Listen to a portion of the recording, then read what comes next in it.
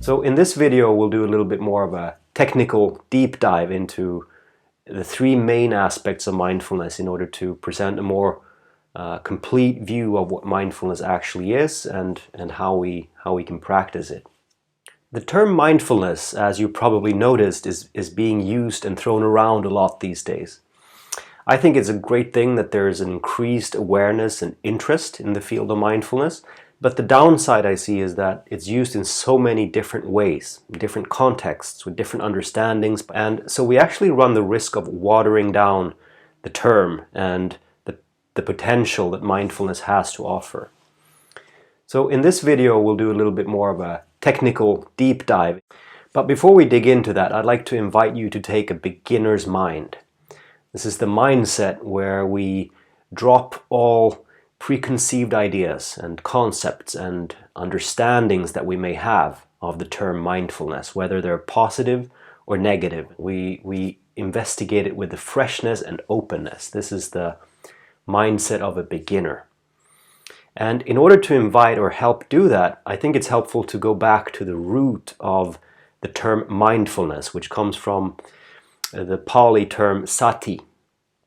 And, because most of us, we don't have as strong connotations or associations with the word Sati as we might have with awareness or mindfulness, which are the common English translations.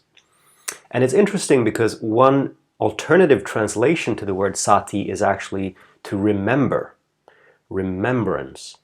And I like this translation because it points to the fact that we already know what mindfulness is.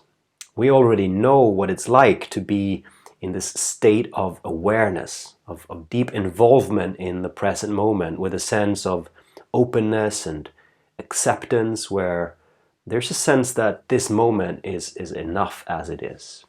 So we all know what this feels like, whether we call it mindfulness or something else. So in a sense, mindfulness or Sati is the remembrance of what it is like to be in that state of awareness. And when we remember this in a visceral, felt sense, embodied sense of presence, then we're experiencing mindfulness directly. So this is what you could call the first aspect of mindfulness. It refers to that state of awareness, of presence. And it's important to point out that this is a natural human capacity that can be trained and cultivated through practice. So this leads us into the second aspect of mindfulness, which has to do with intentionality. It's an intention that comes from clearly seeing what's most important in our lives. It's, if you will, it's an intention to remind ourselves of this state of being, to come back to this state of presence, to abide in it, and to eventually start integrating it into our lives.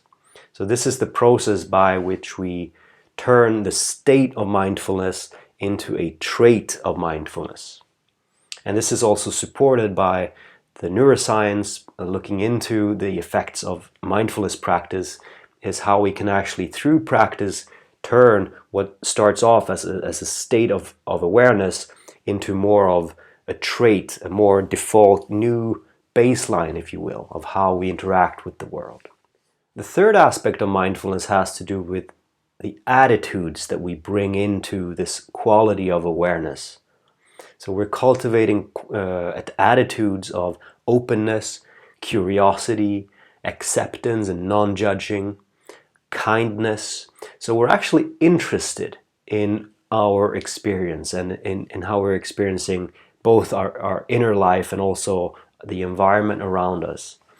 And we're cultivating kindness so that we're able to hold even difficult situations, experiences, and circumstances with a quality of kindness. So by learning to embody these qualities or these attitudes of mindfulness, we're learning to befriend what shows up in our lives moment by moment. So to sum up, we could say that mindfulness is a state of awareness that arises when we attend intentionally to our experience, both our inner experience and what's going on in the environment around us, with an attitude of openness, curiosity, and kindness.